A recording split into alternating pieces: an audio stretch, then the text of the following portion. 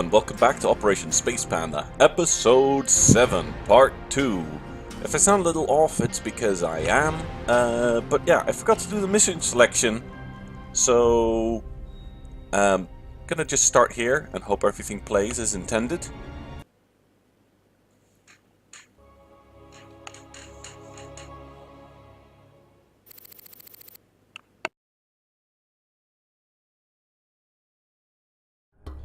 Sir, I received an encrypted transmission from an untraceable source.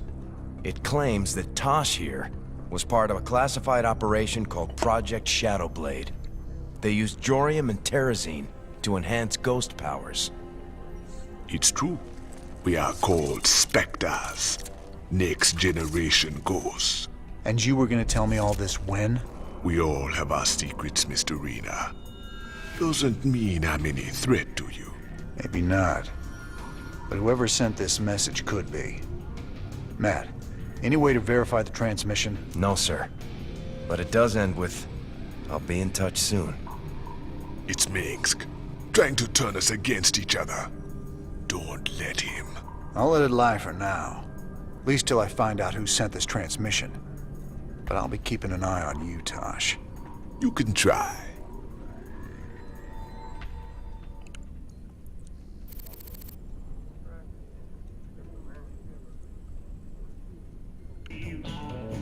So, Tosh has been lying to us. He said we were mining Terrazine to sell it, but clearly he wants it for himself.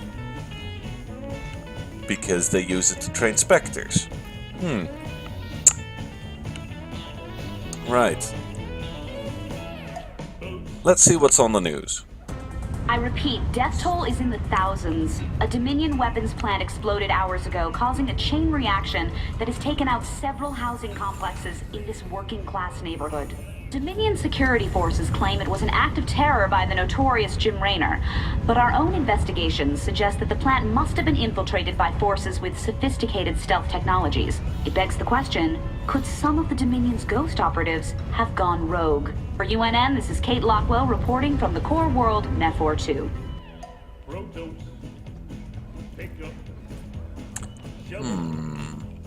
That's awfully suspicious and lines up really well with what we just learned about Tosh, doesn't it? Let's see what Tosh has to say about this. Still don't trust me, brother.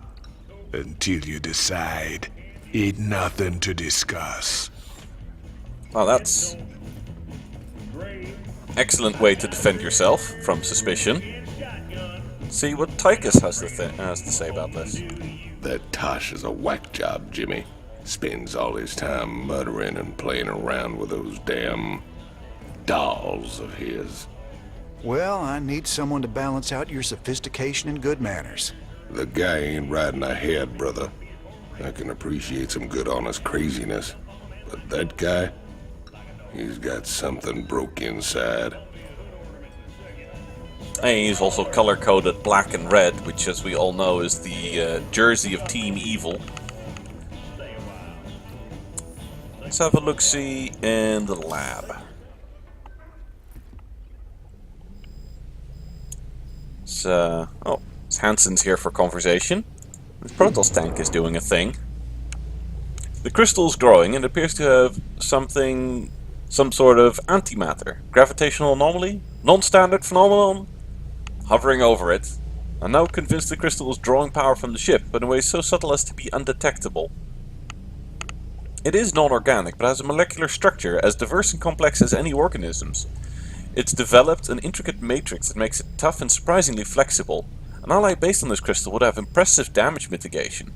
The structure of this matrix also suggests some sort of energy storage system. There might be something to this. The Protoss are so far beyond us, we must seem a meat-boy to them. Yeah, Protoss tech is pretty fucking fancy. Let's see what Hansen has to say on this. I've run a few tests on the Terrazine gas like you asked.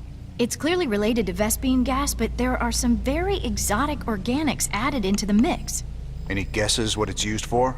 Well, it would definitely affect brain chemistry, so it could be used as some kind of drug or stimulant, I suppose. Drugs, huh? That's just wonderful. Oh, jeez. None of these people and nobody in the Terran campaign will exactly... During the Terran campaign we will not find out exactly what's going on with Terrazine. We'll find out later though. Much, much later. Let's quickly have a look at the research projects. Let's see. Do you want my armor upgrades to make my units more durable, or my attack upgrades to make things attack faster? Personally, as much as I like preserving my units, killing enemy units faster is a good way of preserving them too. So I'm gonna go for that ultra capacitors jump. That's my choice. Yeah. Right then. Quick check in on the armory. I have a bunch of new options. Probably, yeah, Goliaths. Multi-lock weapon systems. That makes Goliath so much more potent. And Ares class targeting systems. Both of these are wonderful if you want to use a lot of Goliaths. But I'll save that, I guess, for after we actually select the mission and talk to Horner. What do you make of that encrypted message, Matt? I honestly don't know, sir. If Tosh really is one of these specters, it's clear Mengsk would try to ruin your partnership. But Tosh isn't telling us everything. If we're going to win this revolution...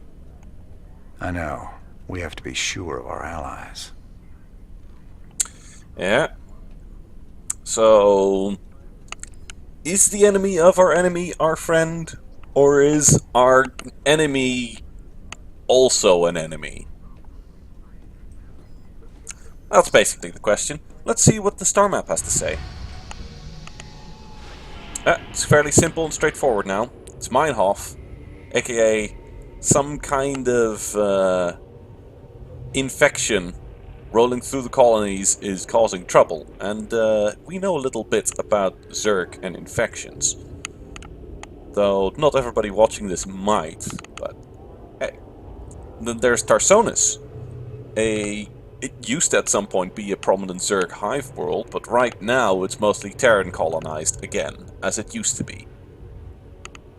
And yeah, once the shining capital of Terran space, Tarsonis now stands as a ravaged, sobering monument to the fallen Confederacy. Because Mengsk planted psi emitters there and lured the Zerg to it, causing them to wipe out almost everything on the planet. After it's been reclaimed by the Terrans, apparently they installed train tracks there and we're gonna rob them! Gonna rob them trains! So yeah, that's it. Train robbery with Diamondback and Zerg research versus Meinhof with Hellions, aka flamethrowers on wheels, and Zerg research. So that's basically it. Which one is it gonna be? We'll find out next time.